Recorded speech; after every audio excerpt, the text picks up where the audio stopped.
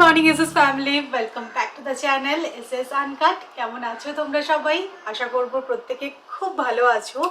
So আজকে একটা long video তোমাদের সাথে শেয়ার করতে চলেছি। সো আজকে হচ্ছে আমার কুকিং ডে, মানে আজকে আমি অনেক কিছু রান্না টুকটুক করে রাখবো। লাস্ট কয়েকদিন ধরে আমি খুব বিজি ছিলাম, সেভাবে রান্না বান্না করাই হচ্ছিল না, মানে যখনকার তখন সেদ্ধ ভাত এরকমভাবেই চলেছে।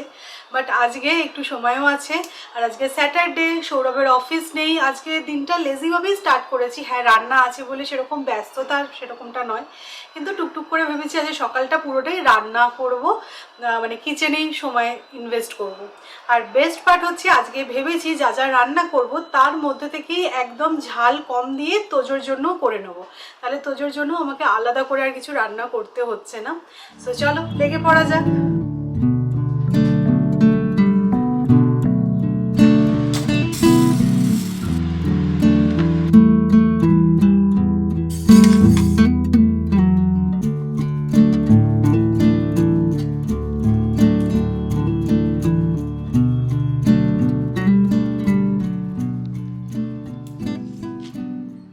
তোজো এটা কি গো?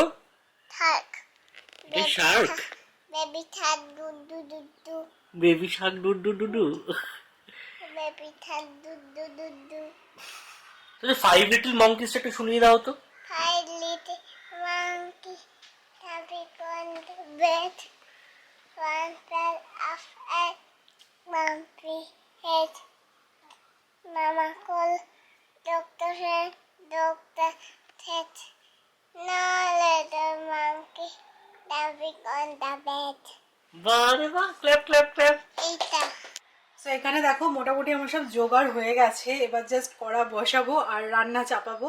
তো এখানে ডাল সেদ্ধ হয়ে গেছে, পালং শাকের চচ্চড়ি করব। পালং শাক তোজোর জন্য বাড়িতে আসেই, তো এবারে পালং শাকটা মানে অনেকটাই রয়ে গেছিলো, ভাবলাম যে পালং শাকের একটু চচ্চড়ি করে নেওয়া যাক, তা না হলে এটা নষ্ট হয়ে যেত। এখানে কচু আর আলু দিয়ে চিংড়ি মাছ দিয়ে একটা তরকারি বানাবো, এটা খেতে খুব ভালো লাগে। এখানে চিচিঙ্গে কেটেছি, এই পালং শাকের চচ্চড়িতে চিচিঙ্গেও অ্যাড করব, ভালো হয়। আর এই যে পটল আলু দিয়ে একটা তরকারি করব, আর তার মধ্যে এই ডালটা বেটে বড়া দিয়ে আর কি করব, ডালের বড়া দিয়ে আলু আর পটল দিয়ে একটা তরকারি মতন বানাবো। সো এই হচ্ছে মোটামুটি প্ল্যান। আজ অনেক দিন পর এই গাটি কচুর তরকারিটা বানাচ্ছি। যদিও আমি চিংড়ি মাছ দিয়ে বানাচ্ছি, তবে উইদাউট চিংড়ি মাছ পেঁয়াজ দিয়ে আদা রসুন দিয়ে করলেও কিন্তু ভালো লাগে খেতে। আর গাটি কচু আমি কিন্তু আগে থেকে গরম জল নুন দিয়ে ভিজিয়ে রাখি না, তাতে আরও বেশি স্লাইমি হয়ে যায়। তো একদিকে গাটি কচু রান্নাটা করছি আর একদিকে আমি ডাল বানিয়ে ফেলেছি। তো সৌরভ না গন্ধরাজ লেবু এনেছে, আর গন্ধরাজ লেবুর সাথে মুগের ডালটাই ভালো লাগে, সেই কারণে মুগের ডালটা বানাচ্ছি। অন্যদিন হলে হয়তো ডালটা স্কিপ করতাম, বাট ওই গন্ধরাজ লেবুর জন্যই বলতে পারো মেনলি আজকে ডালটা করলাম। আর এদিকে দেখো অলমোস্ট আমার গাটি কচু রেডি হয়ে গেছে, এবার জাস্ট জল দিয়ে এটা তো এখন হতে সময় লাগবে সিদ্ধ হতে। আর এদিকে ডাল রেডি হয়ে গেছে, আমি পালং শাকের চচ্চড়িটাও বানিয়ে ফেলছি।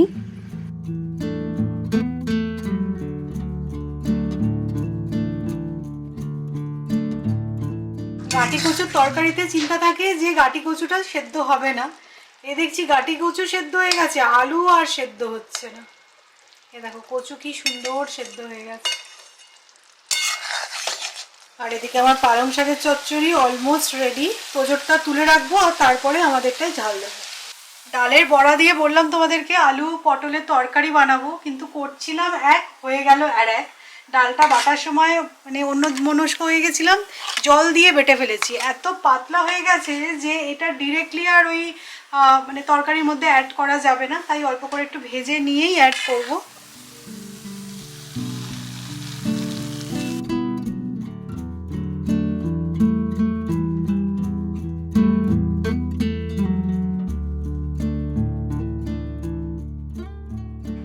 তো মোটামুটি আমার রান্না কমপ্লিট, এদিকে আমি ভাতও বসিয়ে দিয়েছি। আর ভাবছি যে আজকে সবই কিরম একটু নিরামিষ নিরামিষ হচ্ছে, একটাই রান্না শুধু মাছ হয়েছে, মানে চিংড়ি মাছ। তো সেই কারণে মাছের ঝালটা রান্না করতে হবে, সেটা একটু পরে করছি। বাট তার আগে বলি দেখবে আলু পটল না এমনি নিরামিষে খেতে সত্যি বলতে ভালো লাগে না, পটল জিনিসটাই ভালো লাগে না। বাট ওই কী করা যাবে, গরমের দিনে পটল তো বাড়িতে আসবেই, তাই নিরামিষে এই পটলের রান্নাটা করতে গিয়ে মনে হলো ডালের বড়া করে দিই, তাহলে ভালো হবে হয়তো খেতে। আর সত্যিই কিন্তু অন্যরকম খেতে হয়েছে, অবশ্যই একবার ট্রাই করে দেখতে পারো। লাস্টে আমি ঘি আর গরম মশলা অ্যাড করবো, ব্যাস দ্যাটস ইট। একটু ঝোল রেখেছি কারণ যদি মানে বড়াগুলো ঝোল টানে সেই জন্য। ভাত রুটি দুটো দিয়ে কিন্তু খেতে এটা ভালো লাগবে। আমি একটু মিষ্টি মিষ্টি করেছি কারণ আমরা নিরামিষ তরকারিতে একটু মিষ্টি খাই। তো আমার তো রান্না মোটামুটি হয়েই গেছিলো, ভাবলাম যে কিচেনটা ভালো করে ক্লিন করে তারপরে মাছটা জাস্ট বানাবো। তো সৌরভ বললো না তোমাকে আর করতে হবে না, তুমি একটু রেস্ট নাও, এবার আমি মাছের ঝালটা বানিয়ে ফেলছি। সৌরভ কিন্তু প্রপার রান্না করতে পারে, হ্যাঁ এখন অফিস থাকে বা আমিও যেহেতু রান্না পারি তাই খুব যে ওকে করতে হয় সেরকমটা নয়, বাট চচ্চড়ি থেকে শুরু করে চাইনিজ খাবার থেকে শুরু করে মাংস থেকে শুরু করে সবই খুব ভালো কিন্তু রান্না করতে পারে। যেহেতু সৌরভ হস্টেলে থাকতো ইঞ্জিনিয়ারিং পড়ার সময়, সেই কারণে কি এই স্কিলটা ডেভেলপড একটু হয়েছিল। আর তার মধ্যে ও বহু বছর বম্বেতে ব্যাচেলার লাইফ কাটিয়েছে, তখন ও রান্না করতো সেই সময়, তো রান্নাটাও খুব ভালোই করতে পারে। আমার ইচ্ছা আছে তোজোকেও আমি রান্না শেখাবো। দেখো ছেলে মেয়ে উভয় কিন্তু রান্না জানা উচিত, রান্না করা বা রান্না জানার একটা স্কিল, মানে আমি পারি না তার মানে তুমি একটা কিছু স্কিল তোমার মধ্যে নেই। তো আমি চাই যে একটা টাইমের পর গিয়ে তোজোকেও আমি প্রপার রান্না শিখিয়ে দেবো, সেটা ওর জন্য হেল্পফুল হবে বা ফিউচারে ওর ফ্যামিলি হবে যখন, ওর যখন সংসার হবে সেটাতেও কিন্তু ওর হেল্প হবে, মানে ও ওয়াইফকেও হেল্প করতে পারবে যেরকম আমাকে সৌরভ করে। তো এই যে সৌরভ মাছের ঝাল বানিয়ে ফেলেছে, সর্ষে বাটা দিয়ে বানিয়েছে। আর তোমাদের একসাথে দেখিয়ে দিচ্ছি কি কি রান্না হলো। আমি যখন অনেক রান্না একসাথে করি লাস্টে তোমাদেরকে যখন দেখাই আমার বেশ ভাল লাগে। তো যাই হোক, এই ছিল আজকের আমাদের মেনু। এর মধ্যে থেকে তো যা যা আজকে এখন ইচ্ছা হবে সেগুলো খাবো, আর বাদ বাকিগুলো আমি ফ্রিজে স্টোর করবো। গুড ইভিনিং, এখন বেজে গেছে 7টা। আজকে দুপুরে না হেভি একটা ঘুম দিয়েছি, আজকে আমার কোনো এডিটিং ছিল না। সো বেস্ট পার্ট এটাই যে এডিটিং না থাকলে আমি ঘুমাতে পারি, যদি এডিটিং থাকে আমার তাহলে আমি দুপুরটাই সময় পাই এডিট করার, আর রাত্রেবেলা তো ব্লগের এডিট চলে। তো যাই হোক, এখন আমি রেডি হব, কোথাও যাওয়ার জন্য নয়, কারণ আজকে আমি প্ল্যানটা এরমভাবেই সাজিয়েছিলাম যে বাড়িতে থেকেই আমি সমস্ত কাজ করব।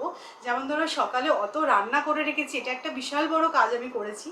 এখন যেটা করব আমার নিজের কিছু কাজ, মানে কোনো ব্র্যান্ড শ্যুট বা ওরকম কিছু নয়। তোমরা অনেকেই জানো যে স্টাইল অন আ বাজেট বলে একটা সিরিজ চলছে শর্টস, তো তারই 3টে এপিসোড আর হবে, তো সেটাই ভাবছি আজকে শ্যুট করে নেবো, তার জন্য আমি একটু রেডি হব। আর তোমরা সবাই বলো যে সৌমি তুমি কি মেকআপ প্রোডাক্ট ইউজ করো, কীভাবে মেকআপ করো, আমাদের একটু জানিও। তাই ভাবলাম যে আমি কি কি মেকআপ প্রোডাক্ট ইউজ করি। আমি কিন্তু খুব বেশি কিছু ইউজ করি না বা খুব বেশি এক্সপেরিমেন্টও করি না, আমি যেরকম প্রোডাক্ট ইউজ করি সেটাই বলতে পারো অনেক দিন ধরে কন্টিনিউ করছি, তো সেগুলোই একটু তোমাদের সাথে অল্প করে শেয়ার করবো। সো মোটামুটি যা আমি ইউজ করি এই ট্রে সাজিয়ে নিয়ে চলে এসেছি, তোমাদেরকে দেখিয়েও দিচ্ছি। তো আমি না রিসেন্টলি এই যে স্টোভ ক্রিমটা ইউজ করছি ফেসেস কানাডার, এটা কিন্তু আমার বেশ ভালো লেগেছে। তো ফার্স্টে আমি মানে তোমার স্কিন প্রেপ করে নেওয়ার পর প্রথমে আমি এটা অ্যাপ্লাই করে নিই। দেন ফাউন্ডেশন, আমি এই যে প্যাকের ফাউন্ডেশনটা আমি বহু বছর ধরে ইউজ করেছি, এর আগেও আমি তোমাদেরকে দেখিয়েছি। তো প্যাকের এইচডি ফাউন্ডেশন, আমার শেড হচ্ছে 2.1, ফুল কভারেজ দেয়। আর কনসিলার আমি লরিয়ালের এই কনসিলারটা ইউজ করছি। আমি যদিও বা যখন আমি ফাউন্ডেশন ইউজ করি তখন আমি কনসিলার ইউজ করি না, যখন কনসিলার ইউজ করি তখন ফাউন্ডেশন ইউজ করি না। আচ্ছা, প্যাকেরই প্রোডাক্ট তোমরা ম্যাক্সিমাম দেখবে, আইব্রো সেট করার জন্য প্যাকের এই আইব্রো জেলটা ইউজ করি। নেক্সট কম্প্যাক্ট আমি ইউজ করি, এটা হচ্ছে কে বিউটির কম্প্যাক্ট পাউডার, এটা আমি দেখিয়েছিলাম তোমাদেরকে আগে, তো এটা আমার খারাপ লাগে না, এটা ভালো। দেন কাজল তো আমি বহু বছর ধরে ফেসেস কানাডারই ইউজ করছি, এই দুটোই কিন্তু ফেসেস কানাডার কাজল, মানে লং লাস্টিং, একটুও স্মাজ হয় না আর রিজনেবল প্রাইসের মধ্যে, তো এই দুটো তোমরা কনসিডার করতে পারো। প্যাকেরই দেখো আমি হাইলাইটার একটা ইউজ করছি এখন, এটা ভালো লেগেছে আমার। নেক্সট এটা মার্সের একটা আইশ্যাডো প্যালেট, এর মধ্যে না সব কিছু মানে আইশ্যাডো পাবে, ব্লাশ আছে, তো এটাই আমার কাজ চলে যায়। তো আমি এই আইশ্যাডো প্যালেটটাই মোস্টলি ইউজ করে থাকি। আর এটা হচ্ছে একটা এই যে কন্ট্যুর, হাইলাইটার আর ব্লাশ। এটা আমি মাঝে মধ্যে ইউজ করি। এগেন প্যাকের এই সেটিং পাউডারটা, এটাও আমার খুব ভালো লেগেছে। এটা আমি একদম ছোটই কিনেছি, এটা ট্রাভেল ফ্রেন্ডলি, খুব বেশি ইউজ আমি করি না। তো দ্যাটস ইট, এই দিয়েই মোটামুটি আমার মেকআপ হয়ে যায়। আমি আননেসেসারিলি অনেক কিছু প্রোডাক্ট কিন্তু ইউজ করি না। আচ্ছা, সেটিং স্প্রে আমি এটা ইউজ করে থাকি, সেটা হচ্ছে লরিয়ালের সেটিং স্প্রেটা আর ম্যাকের সেটিং স্প্রে, এই দুটো মিলিয়ে মিশিয়ে ইউজ করি। তবে আমি খুব রেয়ারলি সেটিং স্প্রে ইউজ করি। সবাই বলে যে সেটিং স্প্রে ইউজ করলে তোমার মেকআপটা ফিক্স থাকে, নড়চড় হয় না, এদিক ওদিক হয় না। কিন্তু আমি দেখেছি আমার কেসে উল্টো, সেটিং স্প্রে ইউজ করার পরে দেখেছি আমি এত ঘামি না, আমার পুরো যেন সব ঘেঁটে যায়। তো সেই কারণে আমি চেষ্টা করি সেটিং স্প্রে ইউজ না করতে, তার বদলে আমি ট্রান্সলুসেন্ট পাউডার, যেটাকে সেটিং পাউডার বলে, সেটা ইউজ করি। সেটা আমার অনেক বেশি এফেক্টিভ লাগে আমার ফেসে। তো যাই হোক, এই ছিল মোটামুটি। বাট তোমাদের থেকে আমার একটা সাজেশন চাই, তোমরা যদি ভালো কোনো ফাউন্ডেশন ফুল কভারেজ ইউজ করছো তো আমাকে অবশ্যই জানিও। আমি চাইছি এই প্যাকের ফাউন্ডেশন বা আমি যেটা ম্যাকের ইউজ করি, এই দুটো চেঞ্জ করে অন্য কিছু একটু ট্রাই করতে। তো তোমরা অবশ্যই আমাকে জানিও। তো চলো, মোটামুটি আমি একটুখানি রেডি হয়ে নিই, দেন শ্যুট কমপ্লিট করে আবার কথা হচ্ছে।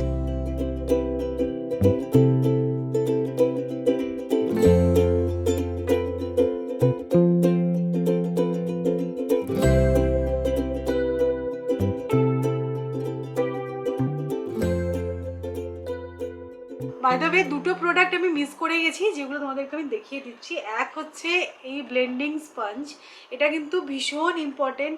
যদি হাত দিয়ে ঘষে ঘষে তুমি ফাউন্ডেশন সেট করো তাহলে না মোটেও সেটা ভালো হয় না। ব্রাশ ইউজ করতে পারো অথবা এরকম স্পঞ্জ কিনে নিতে পারো। এটাও কিন্তু প্যাকের ভীষণ ভালো, সেট অফ 2-তে আসে।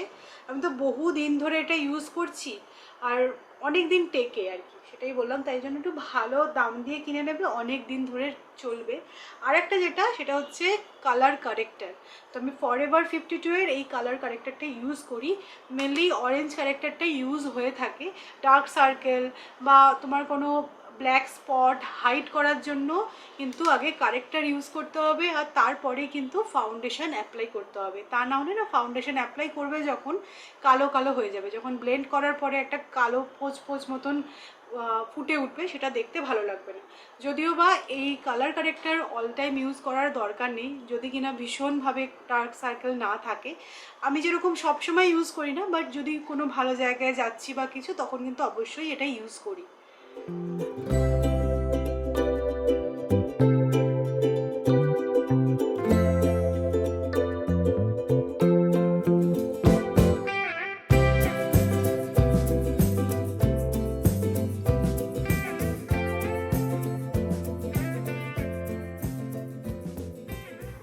এই যে দেখে নাও, আমি রেডি হয়ে গেছি। যা যা প্রোডাক্ট তোমাদেরকে দেখালাম সেগুলোই কিন্তু আমি ইউজ করেছি, যদিও বা সব ইউজ করিনি। যেরকম আজকে আমি ফাউন্ডেশন তো ইউজ করলামই না, শুধু কনসিলার ইউজ করেছি। তো এটা হচ্ছে আমার ফাইনাল লুক। আর লিপ শেডটা হচ্ছে ফেসেস কানাডার। আমি প্রোডাক্টগুলো ট্যাগ করে দেবো তোমাদের সুবিধার জন্য, তোমরা চেক আউট করতে পারো। এটা কিন্তু কোনো প্রমোশনাল কিছু নয়, মানে আমি ইউজ করি, তোমরা অনেকে জানতে চেয়েছিলে, তাই জন্যই ভিডিওটাকে একটু ইনফরমেটিভ বানালাম। তো চলো আমি কাজটা সেরে নিই। So all done. আজকে সারাদিনে যা যা ভেবেছিলাম সেই সমস্ত কাজ করতে পেরেছি। মানে বলা যেতেই পারে যে আজকের দিনটা বেশ প্রোডাক্টিভ ছিল। বাট এখন বেজে গেছে 11টা, বাট আমাদের এখনও ডিনার হয়নি। তো চলো এবার ডিনার করব। আর রান্না নিয়ে তো আজকে আর কোনো টেনশন নেই, কারণ তোমাদের বলছিলামই যে বেশ সকালবেলা রান্নাটা করে রাখলে না শান্তি লাগে। মানে ওই রান্না করার হেডেকটা কিন্তু আছে, যাই বলো না কেন। তো তোমাদের সাথেও আজকে সারাদিনটা অল্প অল্প করে যতটুকুন পারলাম শেয়ার করলাম। জানিও আজকে ব্লগটা কীরকম লাগলো, আর এই চ্যানেলটা অবশ্যই করে সাবস্ক্রাইব করে নিও। শর্টসগুলো কীরকম লাগছে জানিও। আর এই লং ফরম্যাটের ভিডিও যদি অন্যরকম কিছু কন্টেন্ট তোমরা চাইছো, তাহলে সেই কন্টেন্টের আইডিয়া তোমরা দিতে পারো। তো নেক্সট আবার একটা ব্লগে দেখা হচ্ছে। সবাই ভালো থেকো, ততক্ষণের জন্য টাটা।